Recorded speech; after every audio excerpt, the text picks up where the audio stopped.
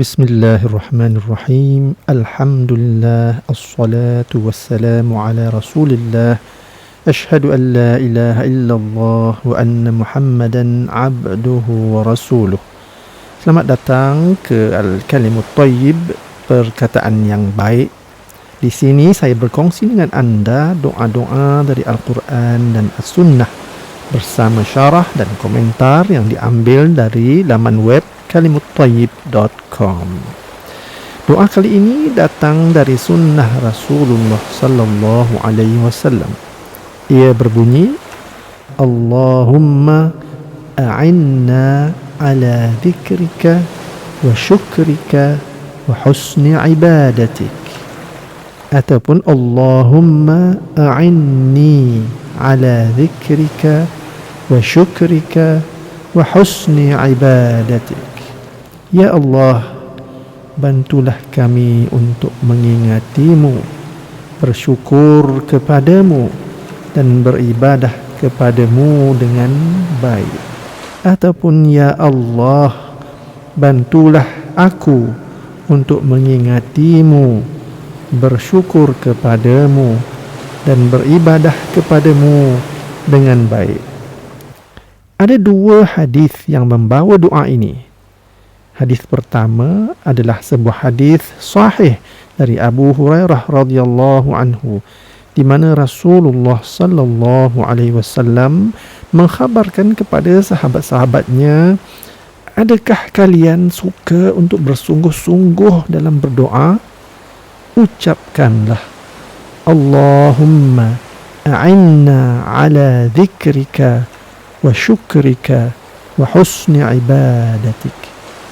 Ya Allah, bantulah kami untuk mengingatimu, bersyukur kepadamu dan beribadah kepadamu dengan baik.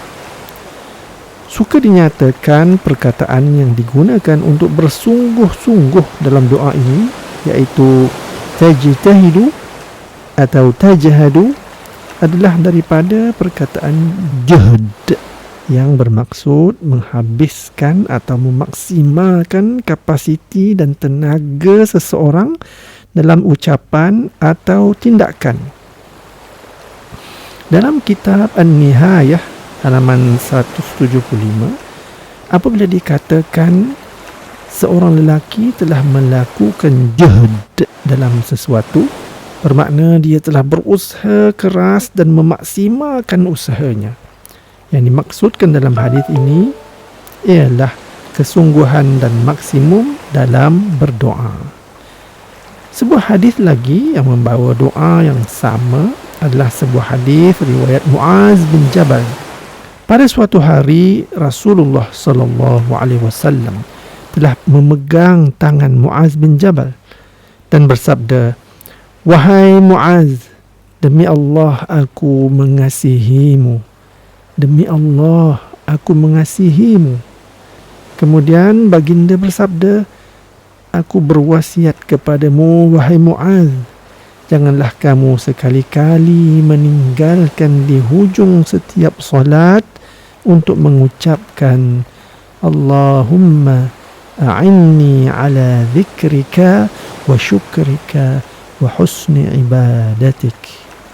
Ya Allah, bantulah aku untuk mengingatimu, bersyukur kepadamu dan beribadah kepadamu dengan baik.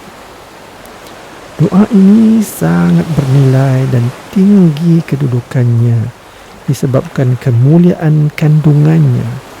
Ini kerana doa yang paling bermanfaat ialah doa meminta pertolongan dari Allah untuk mencapai keredaannya. Dan pemberian Allah yang terbaik adalah sesuatu yang memenuhi permintaan ini. Semua doa yang ma'thur, iaitu yang sahih, berkisar tentang ini, termasuk menolak apa yang bertentangan dengannya dan pada penyempurnaannya dan memudahkan sebab-sebabnya. Maka renungkanlah. Telah berkata Syekhul Islam Ibn Taymiyah, semoga Allah memuliakan rohnya, dalam kitab Madarijus Salikin juz 1 muka surat 75 hingga 78, aku telah meneliti tentang doa, iaitu permintaan yang paling bermanfaat. Dan kesimpulan yang aku dapati, doa tersebut adalah permintaan bantuan dari Allah untuk mencapai keredaannya. Kemudian aku mendapati permintaan ini dalam surah Al-Fatihah ayat 5. Iyyaka na'budu wa iyyaka nasta'in. Yang maksudnya, Engkaulah sahaja, ya Allah, yang kami sembah, dan kepada Engkaulah sahaja kami memohon pertolongan. Itulah sebabnya Nabi yang terpilih sallallahu alaihi wasallam menasihati Muaz yang dikasihinya untuk tidak mengabaikan doa yang mulia ini selepas setiap solat.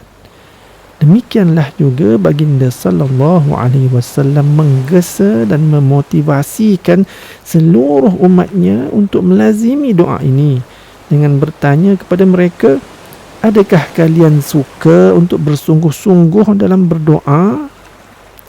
Sabda baginda dalam doa tersebut, Allahumma a'inni ala zikrika, yang bermaksud, ya Allah, bantulah aku untuk mengingatimu.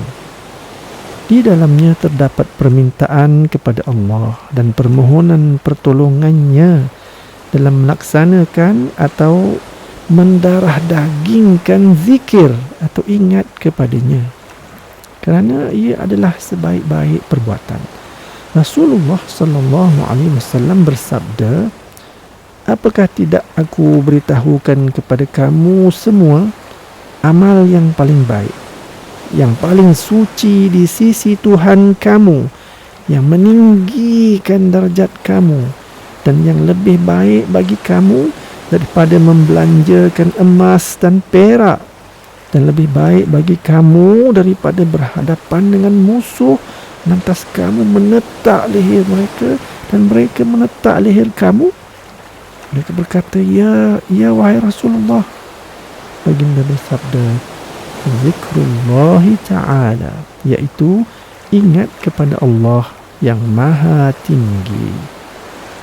Zikir merangkumi Al-Quran, yang merupakan bentuk zikir yang terbaik dan mengandungi semua jenis zikir, termasuk tahlil, iaitu mengesakan Allah, tahmid, iaitu memujinya, istighfar, iaitu memohon keampunannya, selawat kepada Nabi sallallahu alaihi wasallam, dan permintaan kepadanya.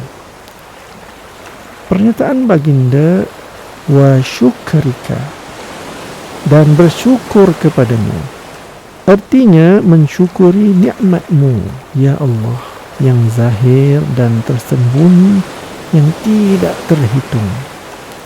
Allah berfirman dalam surah Ibrahim ayat 34 dan surah An-Nahl ayat 18, wa in ta'uddu ni'matallah la tuhsuha, bermaksud, jika kamu menghitung nikmat Allah, niscaya lemahlah kamu menentukan bilangannya.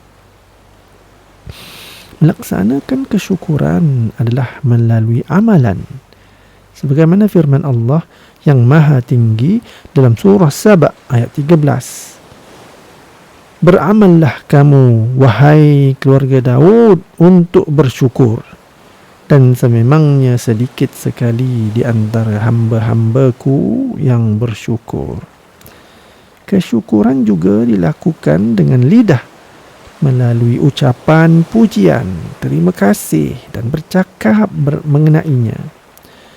Allah Ta'ala berfirman dalam surah Al-Baqarah ayat 231, dan kenanglah, yakni syukurilah nikmat Allah yang diberikan kepada kamu, dan kenanglah apa yang diturunkan kepada kamu, iaitu kitab Al-Quran dan hikmah, untuk memberi pengajaran kepada kamu dengannya.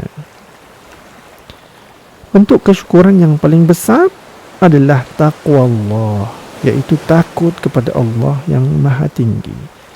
Dalam surah Ali Imran ayat 123, setelah memberitahu bahawa Allah lah yang telah membantu kaum muslimin mengatasi musuh dalam perang Badar, Allah seterusnya berfirman, oleh itu bertakwalah kamu kepada Allah supaya kamu bersyukur akan kemenangan itu.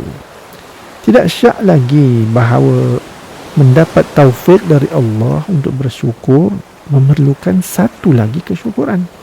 Dan taufik untuk mensyukuri kesyukuran ini memerlukan satu lagi kesyukuran, dan begitulah seterusnya dengan tiada hujungnya. Ibnu Rajab rahimahullah berkata dalam kitabnya Lataiful Ma'arif halaman 301, setiap nikmat yang dikurniakan oleh Allah Subhanahu wa ta'ala kepada seorang hamba, sama ada dalam agama atau di dunia ini, memerlukan kesyukuran untuknya. Kemudian taufik untuk mensyukurinya adalah satu lagi nikmat yang memerlukan kesyukuran yang kedua.